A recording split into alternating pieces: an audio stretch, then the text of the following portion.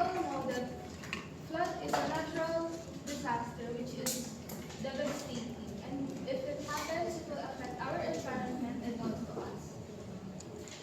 Because of our poor maintenance, flood happens. Blocked drainages and lack of maintenance to our drainages.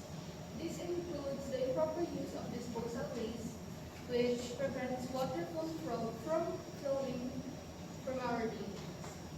Flood control is not just about controlling water, it is also about protecting the lives of the people and to ensure the economic and social stability. We are aware that we live in the Philippines, which is located in the tropical zone, so it is a normal occurrence to have a year-long rainfall. Key points. Flooding is essential for health and flood-free vegetation. Even though in sustaining vegetation it is very important, but then we are all aware that too much of everything is very bad. And when that and because of that, we might experience loss of families, erosions, infrastructure damages. Also the health. The health is very important since there's a lot of infections or disease we might encounter in this, like cholera. Cholera is illness or infections in our small intestine that is caused by the strain of bacteria. And that impacts of flood differ depending on its vulnerability and nature.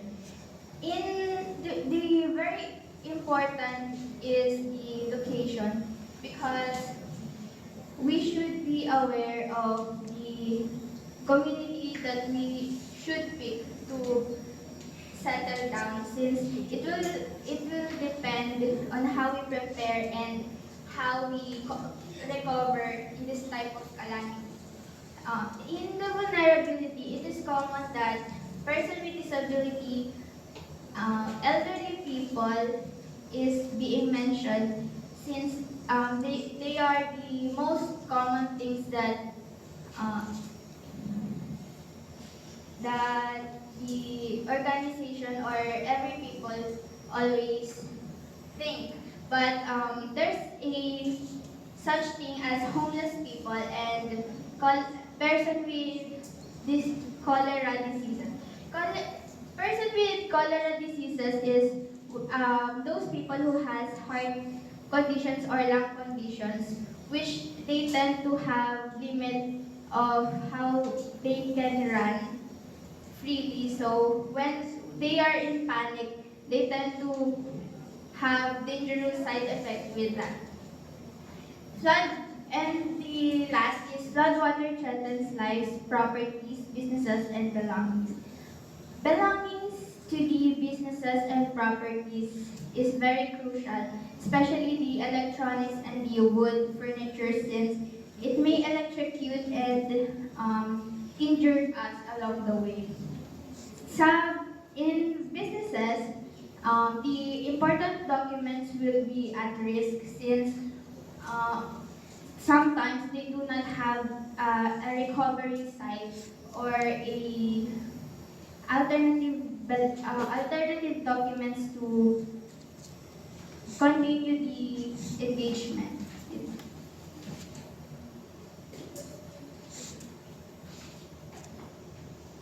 Now I'm going to discuss the data and visual representation in the title of People Affected in the Philippines 2024. As shown in our line graph, floods and monsoon in event 2024 greatly affected Filipinos.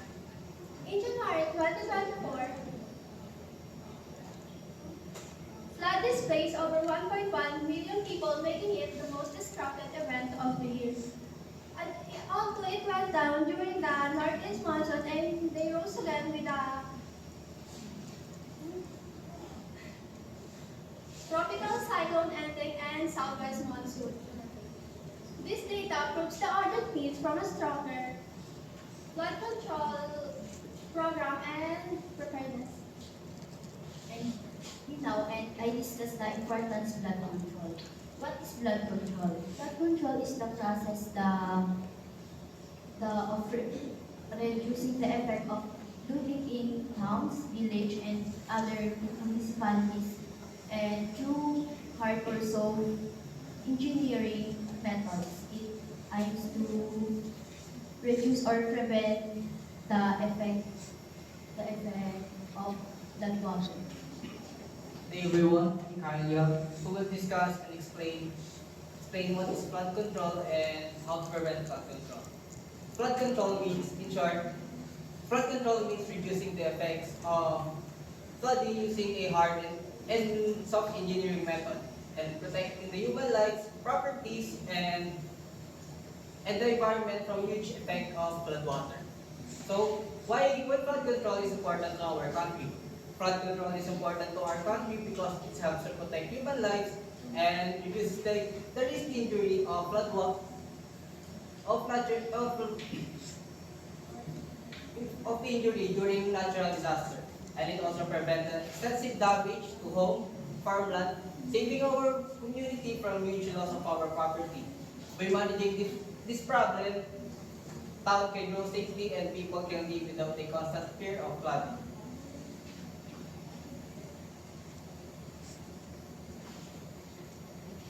Our infographic content contains the effects of poor flood control and the importance of flood control in our community. Flood control is important in protecting lives and decreasing the injuries of during natural disasters. The effects of poor flood control are destruction of properties, health and safety of the people, and dangerous diseases such as leptospirosis and cholera, and physical and mental health of the people. This just shows how dangerous flood control is for our community. This infographic aims to help the Filipino people realize the importance of flood control. Why our infographic should go viral? Since the Philippines has had recent flood control issues, we aim that this infographic helps them realize the importance of flood control. As because our country is prone to rains and storms, we are also prone to flooding. How it can help inform or educate our audience. Since our infographic contains contents of the importance of flood control and the effects of poor flood control, we hope that this opens the eyes of the Filipino and help them realize how dangerous the effects of poor flood control is in our community. Last 1 minute.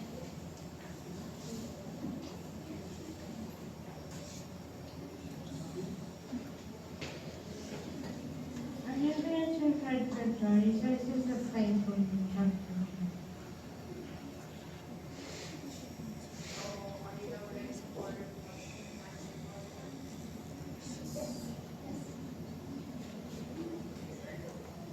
Okay, your topic is really timely and relevant, especially with what's happening now in our country. My question is, anybody can answer. If you were sitting in the Senate Blue Ribbon Committee, are you familiar with that? Okay. What reforms or recommendations would you push to prevent corruption in flood control? Right. Let me repeat.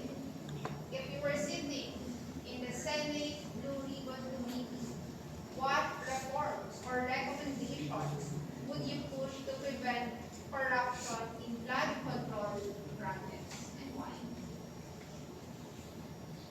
First of all, maintaining the budget for flood control is important, and the budgets that goes on these projects should be shown to the people so that the people are aware where their money comes from. So transparency. Yes. Okay, any other answer?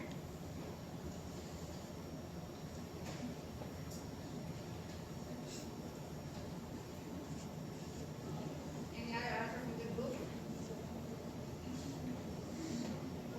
The budget should also be monitored frequently so that it will result to the transparency and that the other government officials that is responsible to that kind of project should be um, aware and that it doesn't affect the other kind of budget for other department like education.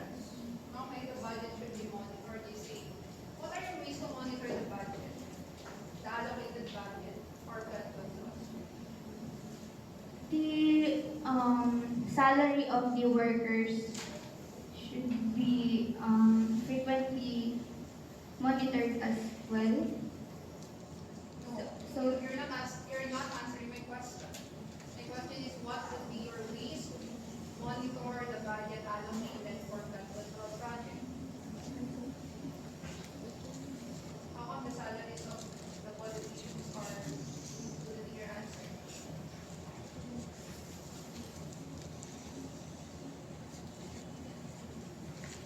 Also, why do we need to monitor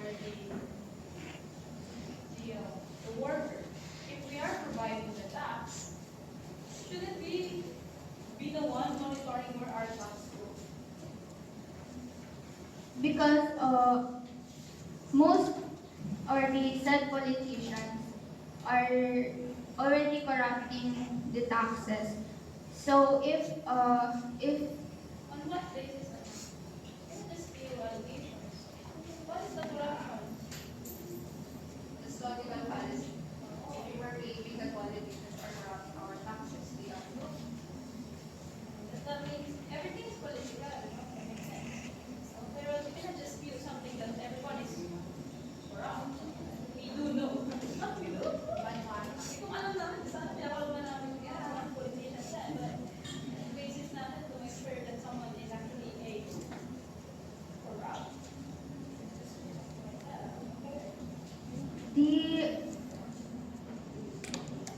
the budget was said to be the contractor or the government is request. I'm gonna pause you right now. Everyone, I need you to give me a survey, right? I'm gonna survey you right now in 5.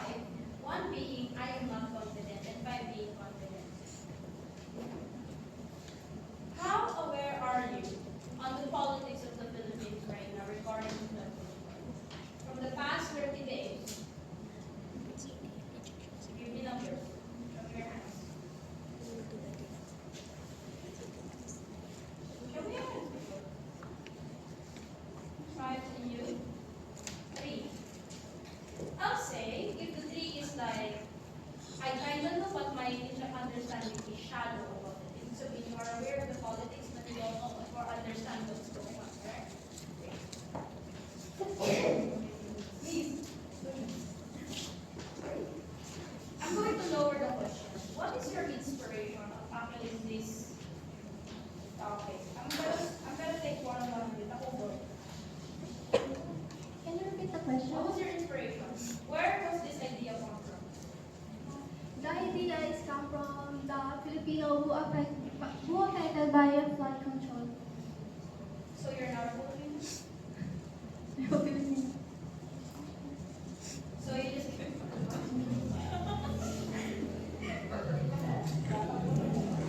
So the Filipinos who are Affected. affected, don't you think your parents are also affected by it? Since they're also paying taxes? Yes. Bawat mamumuno mo at bawat sito mo may batiyan. Are you aware of that? Be honest. Do you know what value-added tax is? Everyone. Isn't it supposed to be fundamental topic in your research of flood control that the value-added tax should be included as your primary data? In your actual presentation, if we're gonna go back, you spent almost 4 minutes explaining to us what flood is and what it's like to house flood, as if you've never experienced it. Who amongst you have never experienced flood in their entire life? Please, anyone? Miss Villar? Juliano, have you experienced flood by yourself? Yes po. Why did you not answer? Now, by your experience, what is it like to be flooded? Mahirap po. Susan, please. It's hard po. In your house or outside? It may house po. In your house. How often in a year? Huh? How often do you get flooded in your house in a year? Gaano kadalas? Ang minsan? 2 times po. 2 times. And may I predict this around January or around July and March? July and March po. Isn't it supposed to be like a data that you should be highlighting? That how many of you here, all of you, raise your hand if you have experienced flood by yourself. There, naranasan mo kung mabahaan kami. Isn't it supposed to be a priority data to understand that you personally experienced it? In research basis, di ba we have 2 kinds of research. A research in data gathering, we use our personal belief to support our claim. There's 7 of you to support it enough. That's enough to give us good data and assumption, like a species basis. No? Out of, let's say, in a classroom of 40 people, all of us have experienced flood. Right? Isn't that enough to like use as an intensity that how worse flood gets in the population? Kasi you're showing me the wrong data. You're showing me the data that you gathered from the Tropical Depression Christine in 2024, which did not hit Rizal. It hit Visayas. And it did provide flood and landslide. So, problem pa lang, mahina na. So, ibig sabihin you're highlighting an issue that is not localized, also did not affect you personally. So, mahina ang problem natin. Now, it is normal for a tropical zone to experience a wet and hot climate because we have no moon. And it is the most common things that we experience. Indeed, that is true. Now, you mentioned earlier disposal of waste is the primary cause of flooding, correct? Why do you really think that is the only reason? Can we do deep enough? Another question, Mr. Vargas. Ay, Miss Vargas. Vargas? Ay, Ventura. What is really the cause of flooding in the Philippines? If it is the unlawful disposal of trash, who is really at fault? In my opinion po, it's not just the trash, but also the projects that were not really provided for the people. Is it really just a project? In GFA, class, in GFA, why do you think GFA don't have any basura around?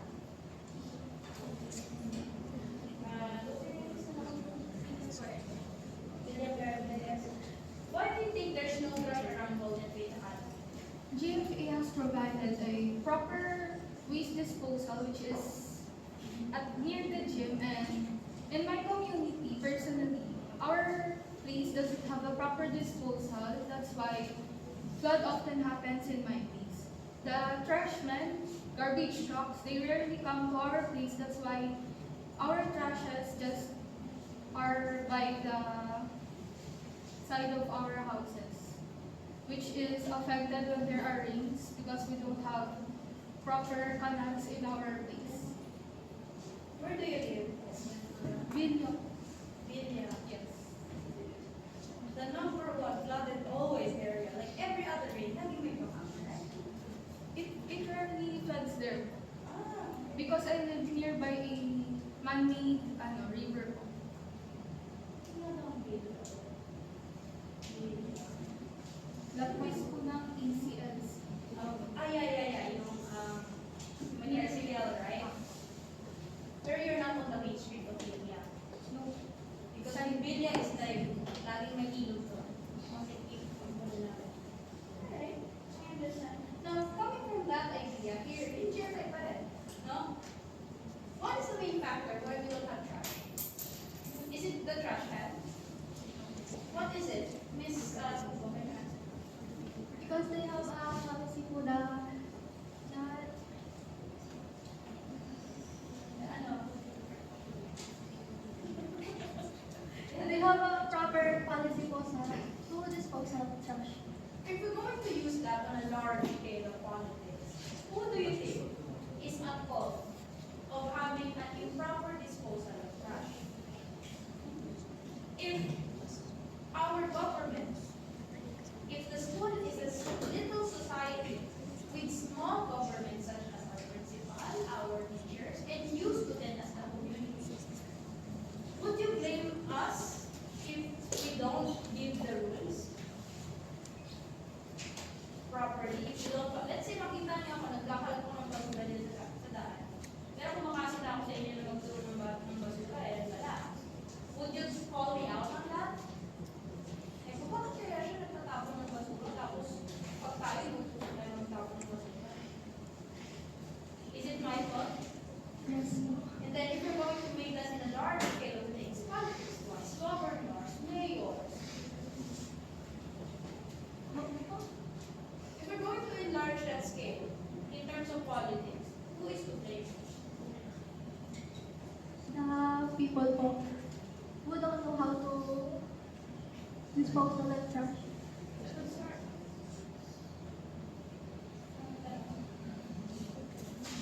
In the Philippine context, what do you think is more urgent? Improving the infrastructure, since you have mentioned your slides about, what do you call that, drainage, canals, and so on, or changing community practices? Again, let me repeat my question. In the context of, in the Philippine context, what do you think is more urgent? Improving the infrastructure or changing community practices? Yep. Improving the infrastructure. Improving the infrastructure. Why? Can you repeat the question? Okay, take two. In the Philippine context, with our situation right now, what do you think is more urgent, or which do you think is more urgent? Improving the infrastructure or changing community practices? Improving the infrastructure. Why? Because it will help us to prevent the flooding in our area. It will help us what? Prevent the flooding in our area. So when we improve the infrastructure, but the people still throw trash everywhere, it means